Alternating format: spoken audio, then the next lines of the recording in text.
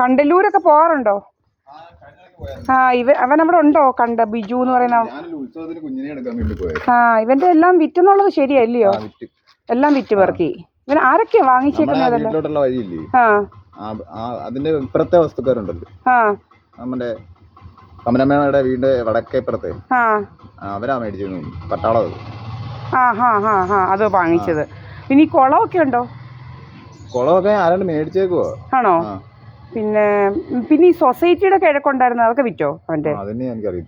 ഇവൻ ഏത് പെണ്ണുങ്ങൾക്ക് ഈ കൊടുക്കുന്ന ഇവൻ ഇതെല്ലാം വിറ്റ്? ഏതോ ഇവളുണ്ട് ഇവന്.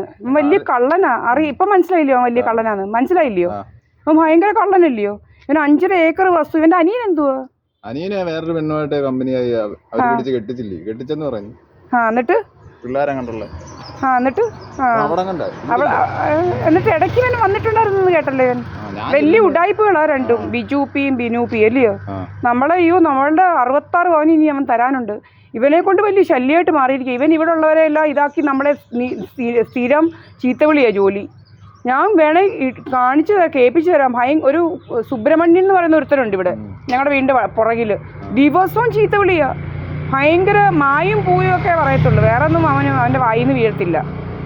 അവനെ ഭയങ്കര ഇവനാ സപ്പോർട്ട് കൊടുക്കുന്നത്. ഇടയ്ക്ക് വരും. അവൾക്ക് അവിടെ കുഴപ്പമൊന്നും ഇല്ലേ? എങ്ങനെയാ അവള് ഭയങ്കര, അവക്കൊന്നും അങ്ങനെ എന്താ പറയുന്നത്, വേറൊരു പാം സ്വഭാവമാണ്. അപ്പൊ കിളിമുക്ക് നമ്മുടെ ഒരു കൂട്ടുകാരൻ ഞണ്ട് കൃഷി തുടങ്ങിയത്.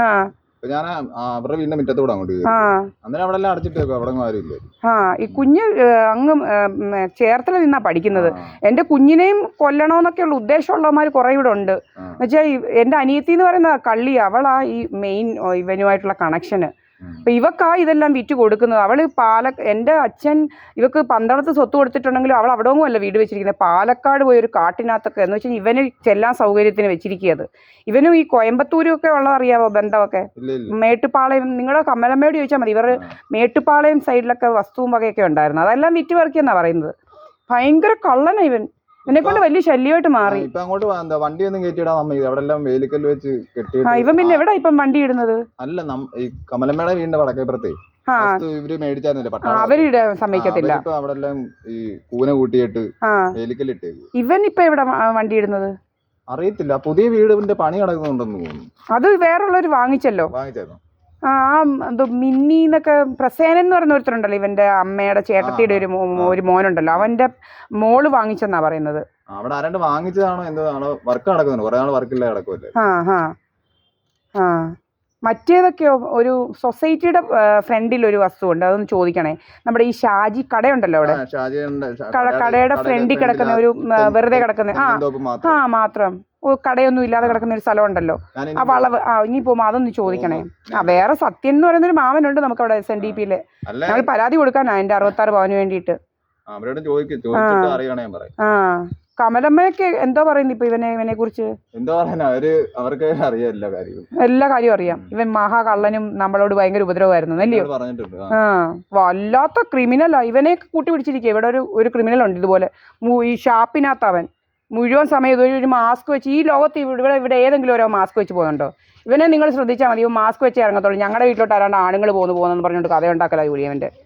തനി ചെരുപ്പ് അവൻ തന്നെ. നിങ്ങൾക്ക് അറിയാമല്ലോ. അപ്പോൾ അവന് ഒരു പണിയില്ല. ഇവൻ്റെ മോനെ അടിച്ച് എന്തുവാ മയക്കാനുള്ളതെല്ലാം കൊടുത്തേച്ച് ഇട്ടിട്ട് 3 കോടി ഇതുപോലെ എന്നെ മയക്കി കൊണ്ടുപോയതൊക്കെ അറിയത്തില്ലയോ? നിങ്ങൾക്ക് അറിയാവോ? ഇവൻ്റെ പരിപാടികളത്. ഇവന്മാരുടെ കയ്യിൽ ഈ മയക്കുന്ന സാധനമൊക്കെ ആയിട്ട് നടപ്പാ ഇവന്മാരുടെ ജോലി. മയക്കുന്ന ഇവനും ഉണ്ട്. ആ സുനിത എന്ന് പറയുന്നവരൊക്കെ അറിയാവോ? നമ്മുടെ ഈ പുതിയ വീടിന്റെ പടിഞ്ഞാറേ വീട്ടിലെ അവരുടെ ഭർത്താവും. നമ്മുടെ കമലമ്മയ്ക്ക് അറിയായിരിക്കും. രവി ഇല്ലയോ? കുഴപ്പമൊന്നുമില്ലല്ലോ, കുടിയൊന്നും ഇല്ല ഇപ്പൊ? ആണോ? പണ്ട് ഇവരെ നമ്മൾ ഒത്തിരി സഹായിച്ചത് ഈ കമലമ്മയൊക്കെ. നമ്മുടെ സ്വഭാവം എങ്ങനെയാണെന്ന് ചോദിച്ചാൽ അറിയാം. നമ്മൾ കമലമ്മയെ വിളിക്കുകയും നമ്മുടെ വീട്ടിൽ മീൻ വെട്ടാനൊക്കെ വരികയും അവർക്ക് ചോറ് സഹിതം നമ്മൾ കൊടുത്തു വിടുമായിരുന്നു. നമ്മൾ ചോദിച്ചു നോക്കിയാൽ നമ്മുടെ സ്വഭാവം എന്തുവാണ്. ഇവന്റെ ഒന്നും കൂട്ടുള്ളതല്ല. ഇങ്ങനെ നമ്മളോട് പിടുത്തത്തിനിരിക്കുക കുറെ എണ്ണം. ഇങ്ങനെ നമ്മുടെ ഇൻഷുറൻസ് വേണം ഇവന്മാർക്ക്. ഞാൻ LLB പഠിച്ചതിന്റെ ഡിഗ്രി വെച്ച് ഇവന്മാർക്ക് ഇത് വേണം. നമ്മളെ വിടാതിരുന്നത് വിടാതിരുന്നത്.